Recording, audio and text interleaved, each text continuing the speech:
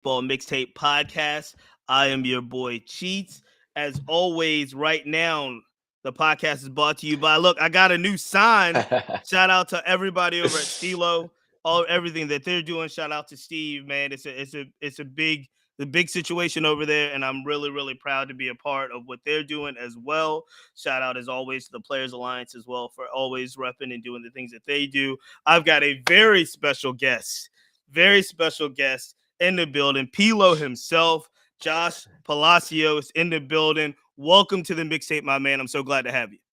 Thanks, Chiefs. I appreciate you having me. I like your hat too. Shout out to the Netherlands. You know the vibes. I got a rep. The people don't know, but World Baseball Classic. Pilo indeed was in the building. We're gonna talk about yes, that. sir. Yes, sir. But you told me before we came on that you are right now in your hometown of Brooklyn, New York, the planet of Brooklyn, if you will. So my first question: your top 3 Brooklyn legends. Any field. I'm not just talking about music. Damn. I'm not talking about there are legendary people in the planet of Brooklyn. Who are your top 3 right here? Legends from Brooklyn, New York? From Brooklyn, man. First 2 is gonna end up being rappers. I can know that already. We gotta go Biggie, the Notorious B.I.G. You got number 1, R.P. The late great. You know the vibes. Jay-Z's definitely number 2, easily number 2. Brought the Nets to Brooklyn. Went platinum about 1,000 times. Sold a million records about 1 million times. You know that. And then number 3. This is no joke right here. Number 3. I don't want to end up with 3 rappers. I can easily end up with 3 rappers. I'm trying to think. We go Stephon Marbury, number 3 from Coney Island. From Coney Island, Starberry, holding it down. Those are legendary 3s. So we got Biggs, Hove, and Starberry. Did you own a pair of Starberries when they dropped? I had like 5 players. It was $15. My mom brought me to that store so fast. The Stephen Bear. You know what's wild now is that not the basketball ones, but like the canvas ones. Those nice. They went crazy. They like the ones that were like the low top canvas Starberries. You can't get those now. Nah, it was crazy. We went in that store and we bought every color they had. I was rocking Starberries for years. Oh man. Well, look, we're gonna start with now, and then we're gonna go backwards and talk about your journey. But you've just completed. I mean, on paper, you can tell me if this is accurate, but you've just completed on paper what has to be your most significant year in baseball, your most significant season. Outfielder for the Pittsburgh Pirates. In the lineup, just every day you look, basically you're in the lineup. Long season. I think it was like over 90 something games out there in Pittsburgh. It's been a journey to get here. When you look back at this particular season, how does this season and all the work you were able to do this year with the Pirates, how do you reflect on that? Oh, I mean, I had a lot of great, thank God, number 1, I had a lot of great moments this year, and it's been a blessing. I can't even remember all the great moments, like the walk-off home runs, game winners. That right there is a beautiful problem in itself. But I think the overall emotion that I get from this year is excitement really for the future. Knowing the team we had there, knowing the camaraderie we had there, seeing the hints, especially at the end of the year, of what we can do when everybody's clicking together, and just being a part of that makes me super excited for what's to come. And I'm going to ask you, because you mentioned some. You had a walk-off bomb on your birthday. Is that right? Yeah, that was wild. That was wild, bro. Talk me through that, though, because you're turning, 28? You got a lot going on, but obviously it's a daily situation. Did you wake up that day and say, I'm going to do something special today? I gotta make it happen? The whole day, I was screaming birthday bomb. I was like, we have to be hitting the birthday bomb. Everybody gets their birthday bomb. I remember specifically G-Man Choi. He was like, hey, happy birthday, bro. And I was like, birthday bomb. And I was like, y'all want 2 of them. And he said, no, we want 1. But at the end of the game, walk-off home run. And I was laughing with him. And then when I did it, he was looking at me. He was like, I told you. That's crazy. He called it. So shout out to G-Man Choi. He called that one. That's a special moment. And then I want to ask you about one other one before we really get into it. because you had a robbery on Soto in the City Connect jersey. Yeah, yeah, those were fire too. Now, I gotta ask though, because it looked like you just overran the ball. Like what happened? I'm looking at the joint and I'm like, wait a second. He didn't have to scale the wall and reach back. You know what I'm saying? He scaled the Yeah, wall and reached back. I was like, if he had just stopped, he would have been all uh-huh. right. You trying to reach back like 1-3, baby. Another New York legend. You know the vibes.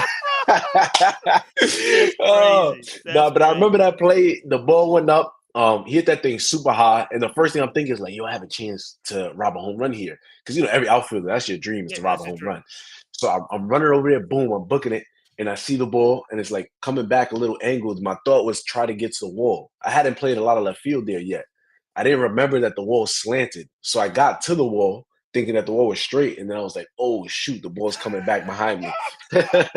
So That's like I see dope. the ball coming behind me, and I just jumped up and just did my best Odell impression, and it worked out. It worked out, man. They had a couple things. Look, a couple things that worked out this season, and it's phenomenal to see. Um, let's take it back. Let's take it back because the journey in itself has been amazing, and people will see where you are now and not fully understand the full picture. Talk to me about how you got introduced to the game, who put the ball in your hands, when did it happen?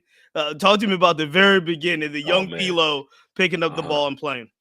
Well, for me, I got introduced to the game super early. I think the first bat and ball I was like received as a gift was before anytime I can remember. I think I was maybe like barely one. My grandfather had bought me a bat and a baseball. And baseball is kind of like a family business.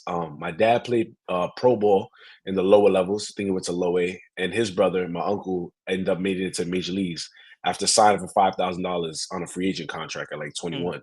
So he defied the odds and did that. So my love for the game goes probably back to times I can't even remember. I remember growing up in New York, playing baseball outside, playing baseball in my backyard, playing baseball like anytime we could play it. Play in the living room when my parents are eating, we're like hitting balls and they're falling the food. They just wipe it off and throw it back.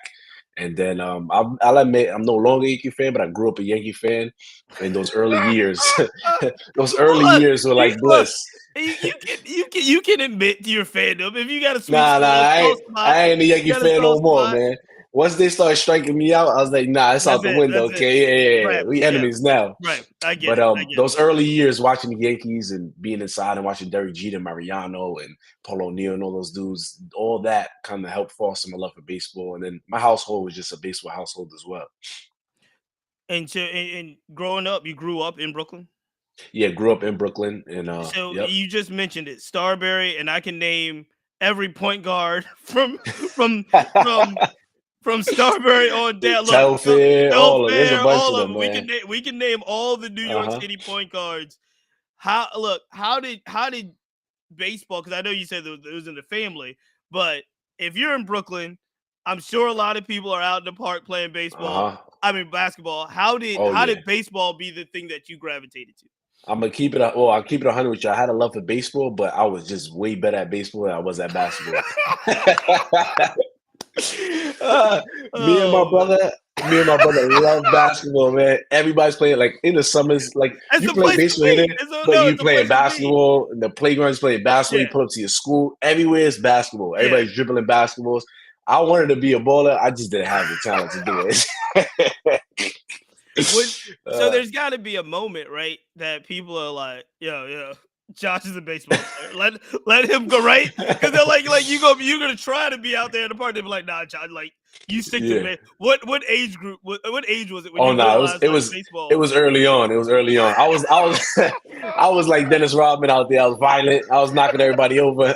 I always had the skill for baseball, basketball. Like I was on a good team here. We played, we balled out. But I always knew I was gonna play baseball. But I'm not gonna lie, I had a lot of fun playing basketball, and it's easy to get caught up in the culture here. But you gotta be like 6'4". Your hands Yeah, just gotta be crazy. There's a lot of competition. There's a lot it's of a things that different gotta go place. right It's there. a Yeah, different it's situation. different. It's different. So how was it playing baseball in those years? Playing baseball in Brooklyn, like were you able to find teams, find communities, or was it a challenge? Did you have to go outside of Brooklyn? How was the kind of? I know you got drafted out of high school the first Uh-huh. time, but how was it playing from those like middle school or high school ages in Brooklyn? Did it? From the first off the jump in baseball in Brooklyn back in the day, early 90s, 2000, it was really easy to get into. Shout Okay. out to Brooklyn Bonnies, youth service was two cornerstones in the baseball organization field, especially in Brooklyn. And we used to go right over to Parade Grounds League, which is like 10 minutes from my house. The Brooklyn Bonnies had a team for each age, all the way up to like 20. So you had like we had the little league team, like Sandlot Little Baseball there, and then you went into 6U, 7U, 8U, 9U, 10U. So it wasn't really hard to play baseball at that time. It was super cheap. Like it cost barely anything. Anybody could afford it. So it was kids from all over Brooklyn playing baseball in the neighborhood. And then my dad ended up helping out coaching. And it was easy to get into. We had a great team. I had a lot of guys, great camaraderie. And this is back in the day. Unfortunately, youth service is not around anymore, and the Mm. Bonnies are still around, but they recently got moved out of their headquarters, so Mm. they're still up in the air. But yeah, then growing up, when I got to about middle school, high school age, I started playing for this team called the Sale Grays.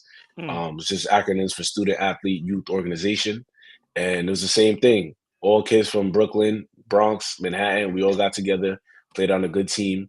It was reasonably cheap. We went to a couple tournaments here and there. Couldn't afford Perfect Game. Perfect Game was too expensive Okay. for our teams to go there. But we Right. play in the tournaments we could play in the Beast to East tournaments, West Virginia, and all that. And we had a great coaching staff. Everybody was volunteer. Like nobody got paid, and they were just doing it, just trying to help out young men and for the love of the game and trying to help their communities. Now, when you played, especially on those teams early on, were there did you play with a lot of other minorities? Did you play with black and brown kids, Latino kids, or was it a situation where it wasn't like you shake your head, so I'm assuming you played with Yeah, yeah. okay. Our teams was like in New York City, especially in the league we was playing in. Like Mm, every team would have. Usually, you have like there's you play in like down south in those tournaments. They got one black kid. It was like the yeah, reverse. We yeah. have like the one, two white kids on our team, and we welcome them all. We always Right, right, welcome them. right, right, It right. was they was always nasty. Always welcome them, but it was just kind of the demographic of the areas that we were in.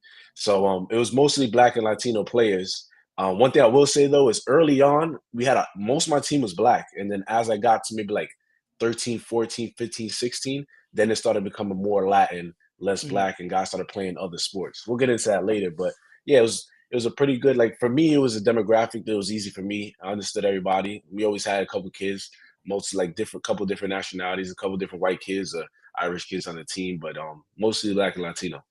So when you look at that now, like when you look at that today, like do you think that helped like playing obviously growing up in Brooklyn's a diverse situation anyway, but do you think it helped you playing with people of color and different situations? Because I know now you run into people all the time that may have never played until they Mhm. got to the pros. They may have never played with a Latin players or black players or players that didn't even look and come from their background. Yeah, yeah, it definitely helped. I mean, my journey too, going to different places in college helped. Being in Brooklyn, it being very diverse had helped. And it was a little more of a culture shock when I went to college for the first time because it Mm. was kind of the reverse of what I was dealing with. Yeah, And for a lot of guys, I mean, it was a blessing for me because I got to play with just guys that I grew up around. Like a lot of minority guys I talked to in the major leagues, they tell me their stories like, man, I never like most of my team. I was probably the only black kid, the only Spanish kid on my team growing up. And I was right. like, wow, like that's crazy to think that there's so many of us out there playing ball, and that's the situation.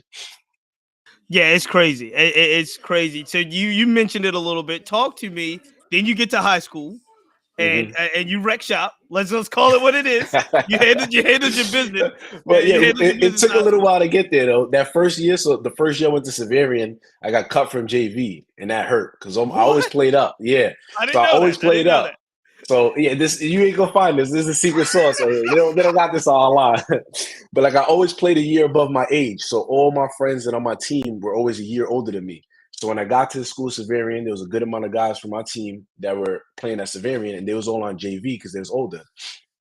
So when I went there originally, I got cut from JV off the rip, and I was like, man, this sucks. Like I want to play with my boys. Right. this Right. is this This is is a whole everything I new dreamed this is a of. whole new situation right here. I don't know what's going on. This sucks, bro. Like I was always one of the better guys in my league, but I just didn't cut it. It was high school baseball, and then the next year, my sophomore year, my cousin was on varsity, and all my boys on varsity. I got cut from varsity, and I went to JV. So those things drove me. I was like, yo, This is I'll never want crazy. to go through this process ever again. ever again. Man, I Yeah, did not know that. I did not yeah. know. So then, so you hit varsity junior year? Yeah, junior year is my first year in varsity. Wow, Yep, that's crazy. yep. Now, I don't want to bring up painful memories, but no, no, no. But that's so I can only imagine that sophomore year. You said your cousin and all your people is on varsity. Yeah, And all my boys on varsity, everybody, my they cousin, were like, everybody's there. were they looking at you like, "What's going on here? What are you Yeah, doing?" I mean, they was like, "Yo, you got to keep pushing, you got to get better." Because I mean, just is what it is. I mean, me personally, at the time, I thought I could make the team. Like I thought I Right. had what enough to make the team. But one statement I got from my mom, it was like, "No, no, no, we're not here just to be good." And then, especially the situation that we come from, we have to be the best or one of the best in everything we do. So if it's not obvious, if it's not blatantly obvious that you should be on that team, then you can't be mad that you didn't make that team. You just got to Dang. simply get better. Wow. That's a life lesson though. Oh, that's a fact. Take that That's with me to today. amazing. And then and Uh-huh. then and then by your senior year, you're what, like like state player of the year, right? Yeah, I was New York City Player of the Year. I Yeah, mean, that's crazy. they don't give State Player of the Year Yeah, to yeah. guys in New York City. That's another story though. But Okay. yeah, New York City Player of the So Year. We dominate. we're going off the rails. We're going off the rails. But New Oh, York but City player of the year. So you would get this yes, straight though. I would because this is I was crazy. Athlete of the Year too as well. Athlete of the Year in New York City. So you went from cut JV to athlete of the year in New York City. That's got to Yes, be and drafted. yes. But you were like, I'm not trying to do that right now. What? Talk to me about your first draft story Oh, because you got so drafted twice.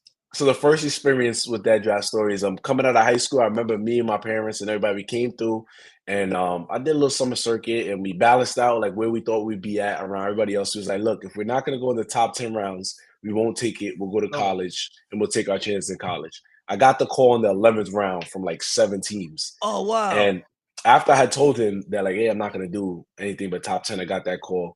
And I ended up turning it down. I stuck to my word. I said, hey, it's outside the 10th round. I'm not gonna take it. Okay. So that year I got drafted, but technically didn't get drafted.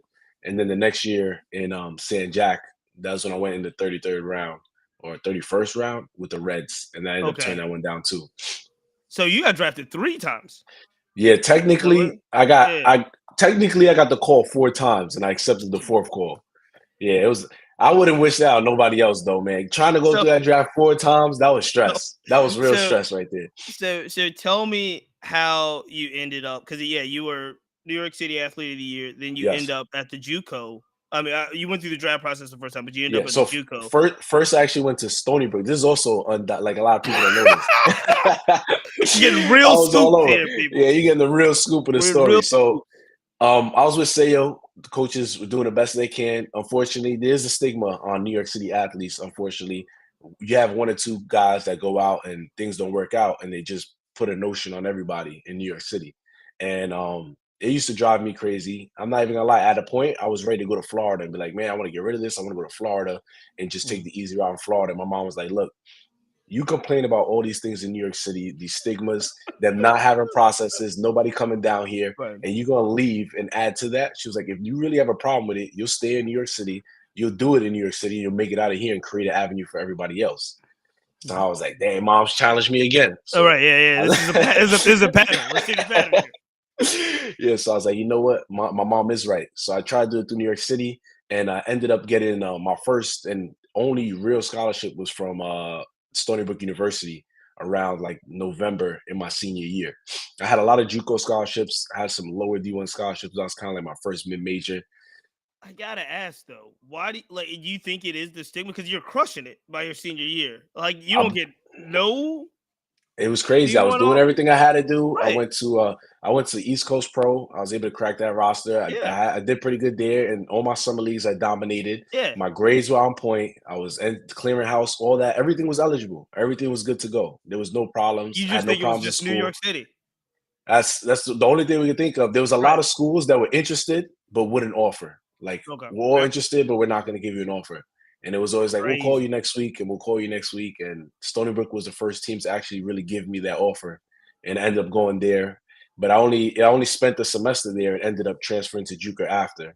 Not because of grades or anything like that. It just the situation there, baseball wise, I felt like I had that when I went to Stony Brook, there was one specific moment where a scout came up to me and was like, "Man, you did great in high school. If only you could have been playing against like the down south competition, then we could have properly evaluated you." And I kept Mhm. getting that from scouts, and it just drove me crazy. And I was like, you know what?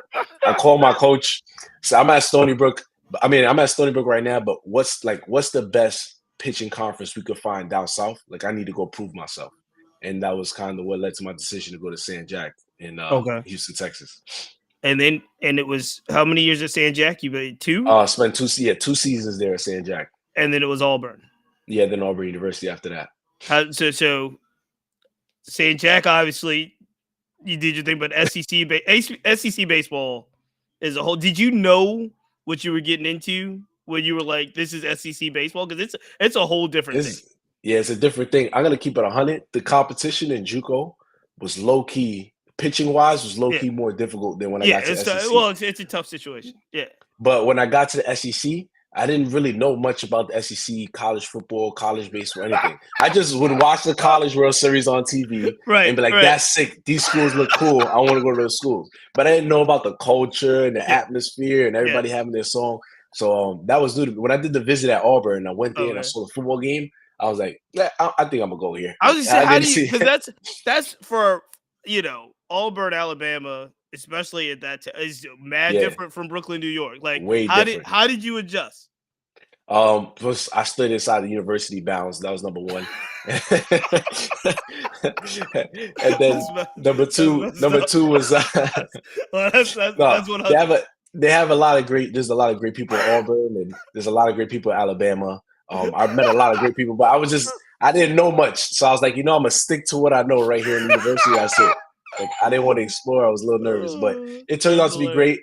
Yeah, and then I got the little adjustment at San Jack when I was down there Yeah, in Texas. I got to yeah. learn about the Southern culture, Southern hospitality, like how they go about their way of life, like the suburban lifestyle. And I kind of like Mm. evolved into that. And then going to Auburn, it wasn't as bad because I was already used to the suburban lifestyle, understood the culture, and I started getting an understanding for the people there. So it's made it easier for me to connect with everybody. And growing up in New York, you meet a lot of people. You got to be able to Right. evolve and connect. Did So you come back home and everybody's like, Auburn, you like you Frank Thomas went there. That's the only like, yo, you heard of Frank this Thomas, right? so when I went, I'm going to Auburn. Everybody was like, "Is that the school Cam Newton went to?" And I was like, yeah, that's the school right there. There That's you the go. that's I the one. got it. That's the one. Yeah. No, that's dope. So and then look, we get to all of this. Um, I would say up until this point, because this is still, right before we get to the pro ball level of this. If you were looking back, especially in those years, trials and tribulations, like you were talking about through high school, transferring a couple times, what would you say like the biggest lesson you learned about like not even on the field stuff, but just like what was the biggest lessons you were learning about making your adjustments off the field that translated to you playing the best you could play? Oof, moving to so many different schools and so many different places, I realized the connections that you have with the guys on the team. Number one, how much more we had in common than we had that was different. Like me being from New York and going to Houston, I mean people from California, from North Dakota, from all over the place, Canada. And there's a lot that we have in common and a lot that we, especially over the game of baseball, that we love. And then number two was the connections with these guys that I had around me and all these teams that was going to. Those things fostered like just better atmosphere on the field, more chemistry. I learned more from those guys. And it's easy when you go to a new place to kind of just be like, do your own thing, stick Mhm. away from everybody, and not really connect with the team, especially if you know you're only gonna be there for a year, maybe 2 years.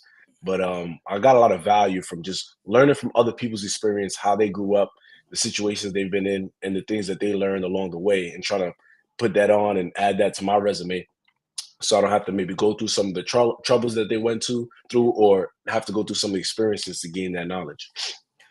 What was the biggest adjustment on the field you had to make uh to get to this point? So we're before like going to pro ball, but from being for lack of a better term, being the man in New York City to JUCO to Auburn. Did you have to make any adjustments on the field to really change kind of how you performed? Yeah, biggest adjustment on the field was velocity. Yep. New York City is real spread out. It's the only problem we have here. We have good talent, but it's a lot of spread out. So you see a Mm, guy throwing 93, you may see some 60s, 70s, 80s, guy throwing 90. When I went down to JUCO, it was like an eye opener, especially at St. Jack. We had mhm, about 4 or 5 guys that was throwing over 97 miles per hour. We had a plethora of guys throwing over 90 miles per hour. And there was 2 dudes that was pumping 100 miles per hour. So I was like, oh, shoot. mhm, When I showed up, it was like a lot more intense. You got to be a lot more focused in each game and the scrimmages. And I had to cut down and make some adjustments, just eliminate extra movements from my swing in mm. order to be able to catch up to that velocity. Because in high school, you can get away with a lot of things. You got extra movements, the ball's moving slower, the curveballs aren't that sharp, the Sure. changes aren't that sharp. But when I got to St. Jack, that's when I realized, like, oh shoot, I need to start cutting out all these extra things that I'm doing because when you try to catch up to 95, it ain't no joke. Ain't you telling the truth now? Four draft calls later. Four draft calls later, you are now drafted. You are now a major league baseball player. In that sense, a professional baseball player. What was the biggest adjustment from the previous like high school, college, and so forth? A lot of folks say schedule and work ethic, but like, what's the biggest adjustment when you hit pro ball? What did you notice like immediately? Oof. The biggest adjustment, there's a few of them. Number one, the athletes. I went to the GCL to start. Hmm. The guys were extremely athletic. You got all these dudes coming from all these Latin countries and the high school picks from Yep. America. That's 17 throwing 96, Mm. running 6'1s, hitting bombs. That was number one. Number two was trying to physically stay healthy. It was like the first time you don't have any school. So you're like, oh, thank you, Lord, there's no school. We can just play baseball. Like as an athlete, finally I ain't gotta do this. School's important though. School's great is very important. But it was like the first time I was like, oh, I can fully focus on my career. But then with that brings the long days. Like Yep. first thing you do is you get into the park at 6 a.m. and Mm. you're not playing a game till 1 p.m. And then after the game, you might have to work out. You don't get back to like 6. So those long days, they're hot out there. You're working out every day and there's no days off. I had to really learn how to try to get my body every single day to get in shape. And not so much in shape, but like kind of bounce back from the beating that was put on there every single day. No, I talked to so many players that had a similar path that you did. The first thing they would say is like, "Yo, I didn't necessarily like school, but that schedule of Yes. school really helped like them stay on point." They was like, "Man, I was talking to people that be drafted. They'd be like, man, I can play video games for 3 hours. I don't know, like I don't know what I'm doing." It was like You have to, your first couple weeks, you're like, yo, I ain't gotta be nowhere. Like, yeah, what's going on exactly. here? Yo, no, the first couple weeks, I think the Blue Jays did a good job of like introducing us to pro ball because like you do have a bunch of it Yeah, feels like you got ample free time. Now you right. don't have to do homework. There's no study hall. There's no class. There's Exactly. no none of that. It felt like ample free time. But they filled all that like with the Blue Jays. They filled a lot of that up with like classes, like nutrition Mm. classes. One thing that was great was the mental skills classes that we had. So we started getting introduction to like mental skills and sports psychology and stuff like that. They had all different like introductory classes to professional baseball, all these different things, and it kept us there for a long time. But it kind of gave us some knowledge on what we was getting into. When was the first moment that it hit you? Well, I don't know if it was whether you saw somebody in the workout facility or you're doing BP and somebody walks around. Like, when was the first moment that hit you? Was like, yo, I'm in the pros. Like, Yeah. this is not anything like I've ever seen before. What was the first time that it's like the light bulb went off and like it really became real? The first time there was 2 situations. The first moment that it really became real is like I think it's my third day there. I show up and Chris Carabello's in rehab, and so is Troy Tulowitzki. And I sit down at a table, and Troy Tulowitzki's like sitting right across over there, and I'm like eating, and I keep looking at him like, "Yo, that's Troy Tulowitzki." But I guess I'm making it weird because I keep looking at him, and Chris Caraballo turns around, and goes, "Yo, kid, he's a human being. You can say hi if you want." That's And I funny. was like, "Oh shoot, what's That's up, funny. Mr. Lewinsky?" But but it was pretty cool because Chris actually took me under his wing for the time as a rehab because I was in rehab with him, and he taught me a whole bunch of things about pro ball and all that. That was kind of my first moment, and then the real first moment, like on the field, was like 2 weeks into the GCL. I'm hitting like 168. I can't buy a hit. These guys are blowing 100 past me, then they got 100 flying by my head, and they're dicing me up with a nice curveball. I didn't know what was going on, and there was no days off, no breaks. And I was like, what the heck did I get myself into? I'm not gonna lie, I had a Jeter moment where I was like, maybe I should give this signing bonus back. I Right, don't know. right, right. I don't know if this thing's gonna work out anymore. That's That was the hilarious. first time like I really failed consistently for a little while. Oh, that's crazy. No, that's funny though that you mentioned both of those are real. Like people don't. I've never played at the levels that y'all are talking about, and so I talk to folks, and they'll be like, "Yo, you think?" Especially if you don't play that many games, they'll be like, "Yo, you think you go like." 0 for 2 or 3 games, you got it bad. They were like, try going like 0 for 32, 0 for Oh yeah. Oh 0 yeah. for 52. And Oh my you sit goodness. there starting to think like, yo, what is going Yo, on here? I feel that. The first 2 weeks I'm hitting 190, but I never hit 190 in my life. I'm like, what is going on? And there's no break. It's not like college Right, where you get 2 days right. to figure it out. It's like, no. You gotta figure it out tomorrow, homie. You got another 5 at-bats and 5 at-bats That's more. Yeah, crazy. that was different. But That but was different. but you've also made the journey to now like some of the highest level that you can possibly get in the game. And obviously, like you're saying, playing, especially this last season in Pittsburgh, but making the situation. I got two parts question because one is going to be very similar to your introduction to the major league, to the pros. But one, before I get there, did you even know what the Rule 5 draft was? Nah, I Like, had no clue. Ah, ah. I feel like I'm a knowledgeable baseball fan. I follow the game Yeah, closely, it took a and then while for me to figure it out. right, I was like, my man's I can't remember. I think it was Samad Taylor Mhm. over at the Royals now. That's my Got guy, picked. Yeah, Samad. yeah. He's Samad. he's he's the first pro that ever came on the mixtape. He's the Oh, first. really? Yeah, he gave me an interview, and we were talking Wow. about it. And I think and that's what I had to learn a little bit about Rule 5 and what that meant and so forth. So when they told you like, "Yo, you're a rule," you know what I mean? You're gonna be going over to Pittsburgh on Rule 5. Did you know? Like, did you know what that meant? Well, at this point, I knew I figured it out with Okay, Double A, but I didn't understand. I had no clue what the minor league Rule 5 like meant. I right. only knew the Major League Rule 5, so I got Okay, minor league Rule 5 to Pitt, and I was like, "What?" Like I was so confused. Like what I didn't happened? know. Yeah, I don't know how. Like where do I go? Do I go to Triple A? Do I go to Double A? What's the rules? I was just hoping I went Major League Rule 5, but when he told me that, I was like, "Oh, it's lit," and he was just like, "Yeah," but like it's the minor league Rule 5. And I was all right, and then he was trying to break it down to me, and I was like, you know what? Let me just hit. I'm just gonna try to hit my way out of this. It's good. It's good. Yeah, I got a place to play. We're gonna be fine. yeah, we're good. We got an affiliate. We'll be all right. Oh man. Well, so going in, so you've had it. I know this season wasn't your like debut, but going into this season, it had to feel a little bit like. I mean, you feel like you had a shot making the roster and doing those things. I mean, how was getting put in that situation? How was even the start of this season? Was your attitude and your approach different this year than previous years? Oh yeah, the main thing that I changed this year was like when I was going to season, like I didn't get an invite to big league camp, Mhm. so I was ended up being the World Baseball Classic, and I didn't go to any big league camp games. Oh, yep, We're gonna shout talk out to about it. the We're gonna talk Netherlands. about it. So yeah, I went over there. I didn't even get like a at bat in Major League Spring Training. I was there for Okay. so short, and I was in minor league camp. So I thought because of minor league Rule 5 draft, I got Yeah. drafted for AAA. I thought I had to go to AAA, but Okay. I got approached and they told me that hey, you're going to double A, and they confused me even more because I was like, all right, I don't even know. I was lost. So, but my main process this year was like, look, I'm going to control only what I can control, Yeah. and that's trying to get better every single day.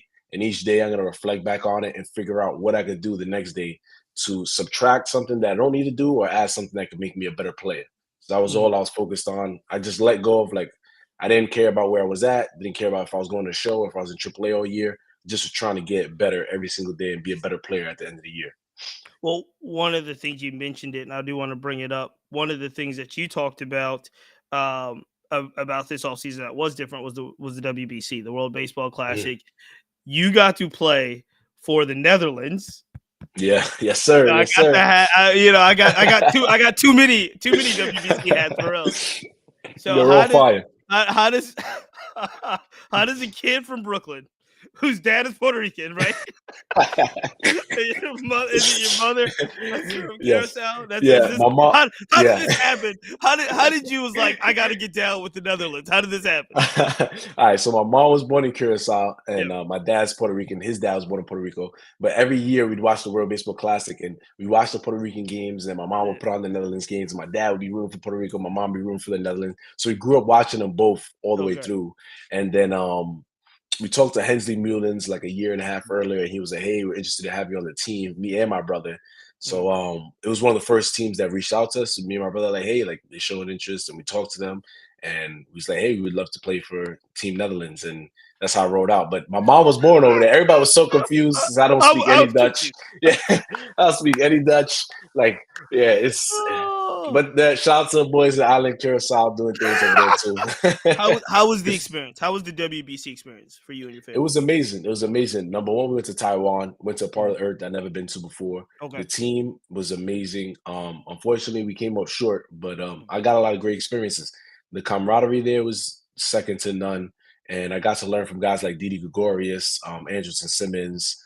Spending, I was there with them in the World Baseball Classic spring training on the daily, and then Scope came through, and Bogarts came Mhm. through, and Profar, and I was just trying to pick the knowledge that I could from these dudes, and they were dropping little gems here and there and just try to stick around them. And I think I learned a lot.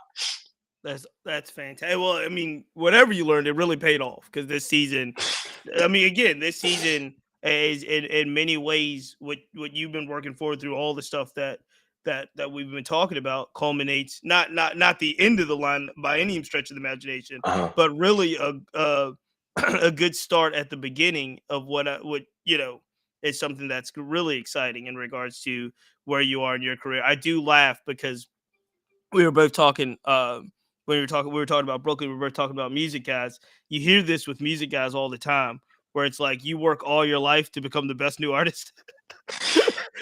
Right? It's like, yo, Yep. you got nominated for best new artist. You're like, yo, I've been rapping for 30 years. And now I'm the best new artist. So now That's a fact. you've been That's a playing fact. you playing your whole life, and now you know what I mean. 27, 28 years old. Everybody's Yes. starting to learn the name and learn what you can do. What do you look Yep. forward to now, professionally, as you move forward? Number one, look forward to winning. I Mm, think we got a great core. I would love to experience. We had some time this year where we were in first place and we were in the hunt. And for everybody that's watching, that's the highest level. Like that's the experience of baseball that you want to be on a winning team in the hunt where every play, everything you do matters. That's definitely number one. Then number two, just being able to enjoying some success this year, making some adjustments, and getting the chance to play every single day. That's also the dream. So I really look forward to winning with my boys out there on that field and just God willing be jumping up and down at the end of the season next year. let's switch gears a little bit. This is fantastic. Let's switch gears a little bit. Let's have some fun. Let's have some fun. Hmm.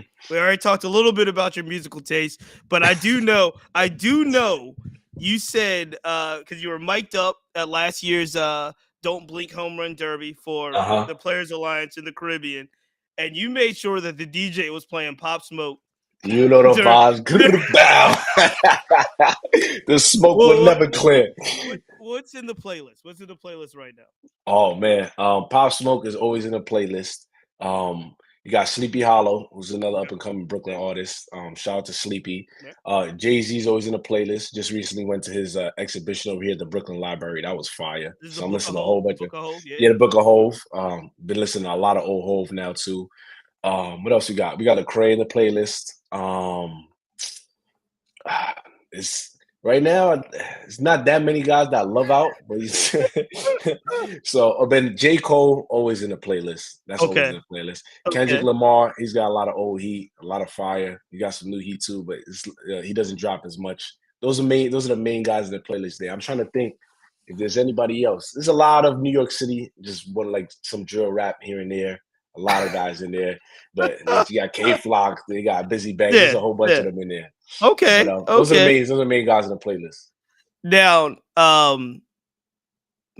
if you are not playing base, like you're off season right now, you're at home, not playing baseball.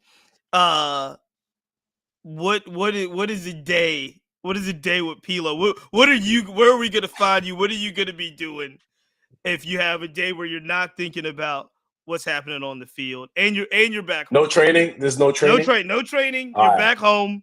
A day Where with do Pilo's people looking find like. you? Where do All people right. find you? So my day would be there's a chance you'll find me in Soho somewhere shopping for some new clothes. Me and the boys in Soho shopping for some new clothes, looking for some new drip. Okay. We'll be over here in Brooklyn. Shout out Vinny Styles. Also shopping for some new drip. For 100%, you're gonna find me at a fire pizza spot. Anywhere in the Okay. city, you're gonna Okay. find me at a Who's got fire the pizza best? Who's spot. got the best? Who got the best? That's a tough one. My favorite I'm spot trying over to here I'm trying is to get you in trouble. Is what's happening. I'm setting you exactly up. what you're trying to do. Yeah, exactly. So I'm setting you up. it's best chicken roll and chicken and spaghetti, Smiling Pizzeria in my neighborhood. Okay. Luigi Pizza is also in my neighborhood, one of the top ones. I haven't been to Lucali. I heard a lot of good things about Lucali. I've been to a lot of places though. L&B Spumoni got the best square. Like I go on for days. This is gonna turn into No, advertisement, no, no. It's good. but It's good. So we can stop. We can stop right there. I will say. but I will give you this one. This is a good one. You can only wear one pair of kicks for the rest of your life. What do you wear? one pair of kicks for the rest of my life. Oh, that's crazy. Um, that's a very good one. It's gonna be some Jordan ones. I gotta figure out which color though. It's got to be a color that could go with a lot of different things. Right, right. Um, Shoot, yeah, can't wear red for the rest of my life.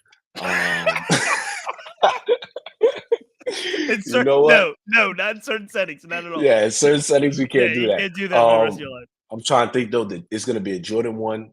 I might just go with the Jordan one Chicago's and just have to wear a bunch of black with the red Yeah, you'll kicks. be all right. I You'll love be all I right. love the Jordan one Chicago's, man. That's fantastic. That's Yeah. fantastic. Um, who were your guys growing up? Who were your top three baseball players that was on your wall, on your list? You were checking their game. Who was the guys that you loved to see, watch, emulate? All right, so number one's gonna be Derek Jeter. I think that's the answer Mhm. for almost every New York City kid. Yeah, yeah, Derek Jeter absolutely. growing up. Yeah, yeah. That Have you was met easy. Jeter? No, I haven't met Jeter. I look Okay, forward to okay. meeting Jeter though. Nah, That'd be amazing. Jeter's like a ghost. Yeah. I've talked to a lot of Think I've one talked to day. a lot of pro players. I've talked to a lot of pro players. I'm We telling have you, to make it. We're gonna we have to have to make it to we have, playoffs and yeah, dominate and end up on that Fox show. it's a very unique situation. I've got Oh yeah. stories. It's good. It's good stuff. But I look, it's not that I'm close to him at all. Uh, I will tell you this too. Before we go further, this year I was able to go to the All Star game in Seattle for that uh-huh. that festivities. There were more Jeter jerseys in the Wow. 2023 All Star game than there were players playing in the game. Oh man. That's crazy. That's crazy because they're in Seattle. Like they're in Seattle, so Yo. you expect Griffey, you expect Yes. Ichiro, right? Yep. But it was Griffey. The biggest stars at the 2023 All Star game were Ken Griffey Jr., Ichiro, Shohei Ohtani, and Derek Jeter.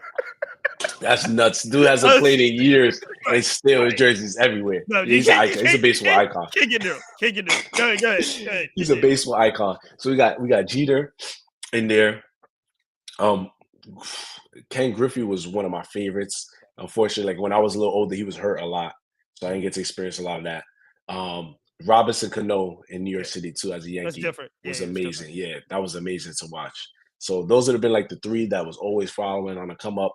Um, and then I think you could probably throw Jose Reyes in there too. It'd have been fourth Mhm, because my grandfather was a Met fan. I watched every game, watched Reyes, and that's why he was taking like 50 bags and doing mhm. crazy stuff. It was different. Who is the coolest player? Like even now, like who's the coolest person you did get to meet? You say you haven't met Jeter, so who is there a person that you met? Ah, Is there a person that you met that you were like, I got to take a minute. This is crazy. oh man, there was a couple. The craziest was Andrew McCutcheon. Excuse me, my bad. Andrew McCutcheon meet him this year. Yeah, It it's was like, your oh teammate. shoot, Yeah, it's this is different. my teammate Uh, Andrew McCutcheon. But I grew up watching this dude. yeah. Like I watched his MVP seasons. Like everybody was trying to hit like Kutch. He was super fast. That was a moment, and then another moment. There was a couple of them, but I say, mm, I remember meeting Carlos Delgado too for the first time, and I had first signed.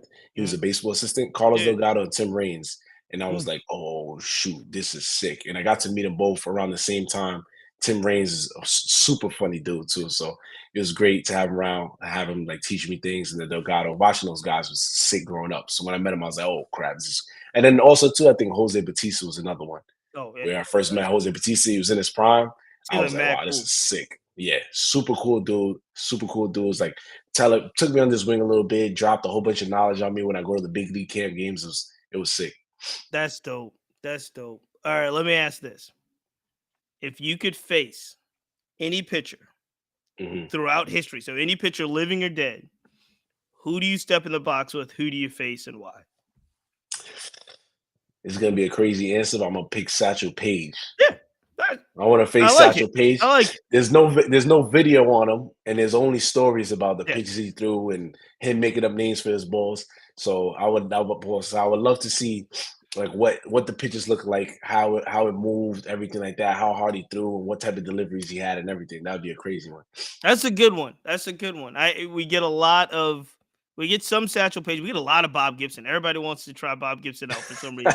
We got a Probably couple. because of MLB the Show. Yeah, we got a couple Randy Johnsons because their people are crazy. They were like, I Uh-huh. was like, Bob Gibson and Randy Johnson are crazy. Like, why would you want to face? I don't even know why you Yeah, face those I guys. might not Honestly, survive that Randy yeah, Johnson at bat, I so don't we'll know. skip that one. It's a tough one. It's a tough one. All right. Well, look, we're gonna get you out of here on a couple things. Simply because we one of the things that I enjoy, especially talking to people that are from the culture, know the culture, being brought up in the culture, they also understand the unique challenges that especially black and brown kids, especially in places like where you grew up, like you said, that even the teams and the fields that you were playing on aren't there in a lot of places.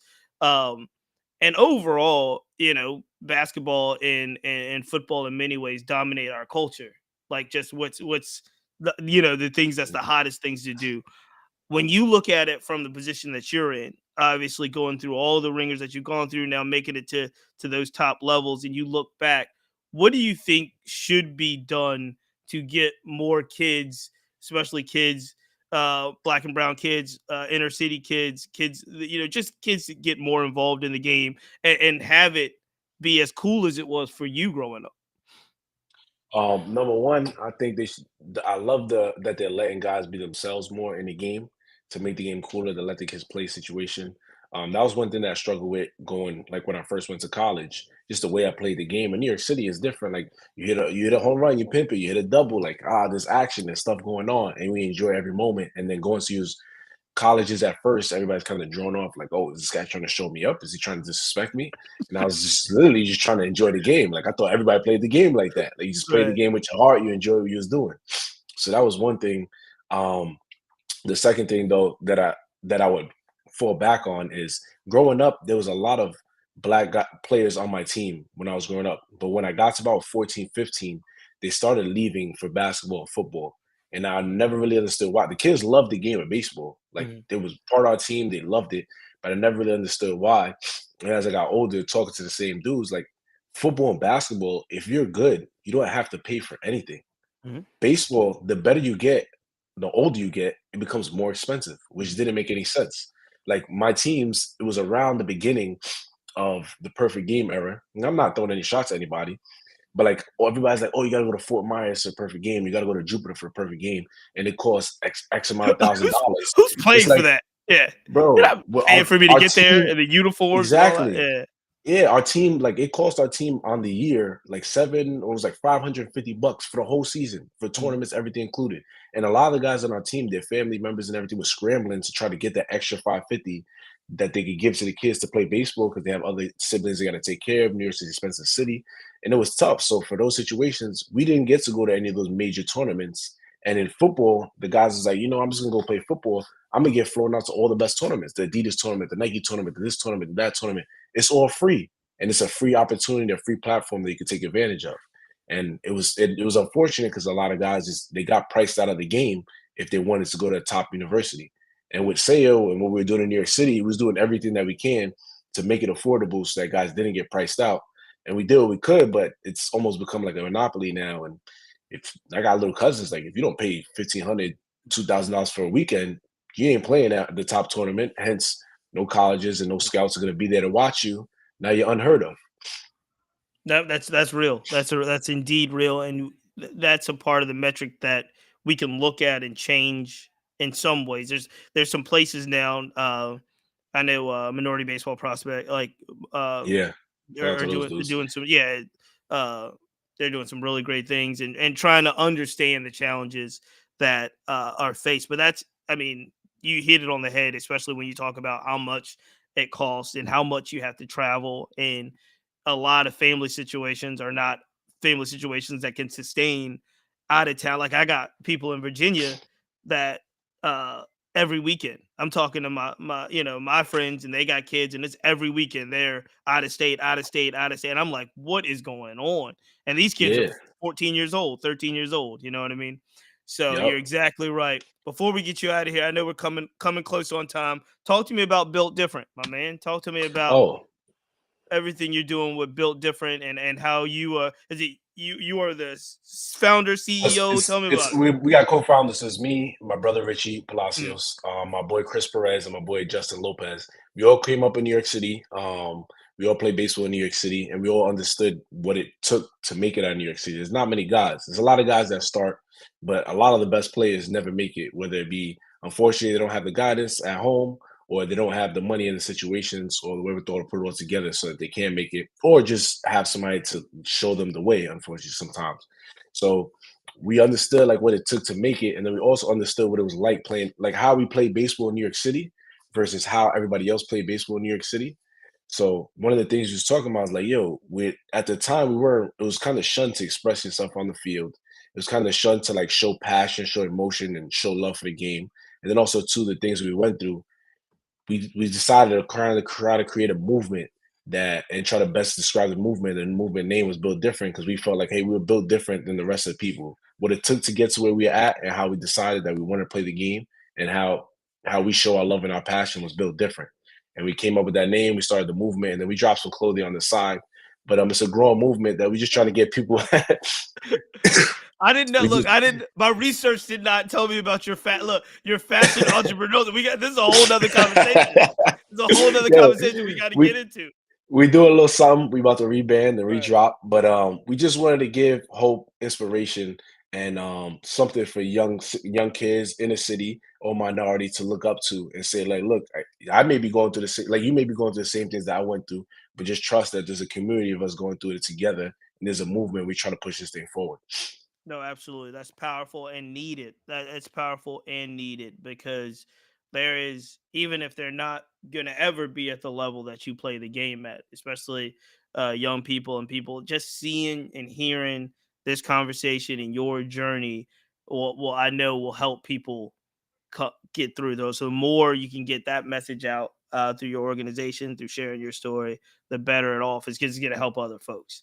That's a And fact. And just not uh, to cut you off, yeah, but like no, you go could ahead. be Go ahead. built different in everything you do. You can be built different in sports. You can be built different as a doctor. You can be built different in the situations that you grew up in. You may have grew up in maybe a broken home or maybe a tough situation, but you could choose your own path. You could choose what you want to do, and you could choose to be built different than your community and everybody else. Instead of trying to be a product of our community, we're going to become something that gives back to the community.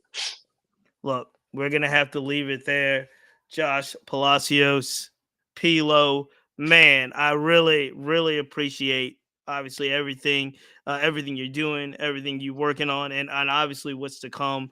It's exciting, man. It's an exciting time. I know you got a lot going on in the off season. Look, it feels look for a baseball fan, it feels like we're gonna be into the long part of the year, but it's like I know it turns around real quick for you. You'll be Real like, quick. man, I got to report when.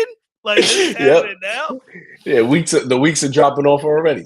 man. Do you have a World Series prediction before we get out of here? World Series prediction? Ooh, it's a tough one. I don't want to I'm get you gonna in trouble. go. There's a lot of people Nah, that your I'm friends going on with both sides. Arizona. I'm going with Arizona. I got a bunch of homies in Arizona. Moreno, Lourdes, like play with those dudes growing up. Those Okay. guys are dogs. So they did some work last night. I think they're gonna take it. I think they're gonna take it. Well, you heard it here first. I'm gonna have to leave it there, ladies and gentlemen. Make sure you follow. Where can everybody follow you if they, especially if they want to follow your movement, Built Different? They want to see all the things that you got going on. Where should they would they search your Yeah, information? we're mostly active on Instagram, so you can find me at P_LO, and then Build Different. You can just find us at Build Different Athletes. We got a lot more coming to drop, so it should be lit. Man, well, we're gonna have to leave it there. I really appreciate it, ladies and gentlemen. This is the Black Baseball Mixtape. Until next time, we'll see you. Until next time, appreciate you having me, Chiefs.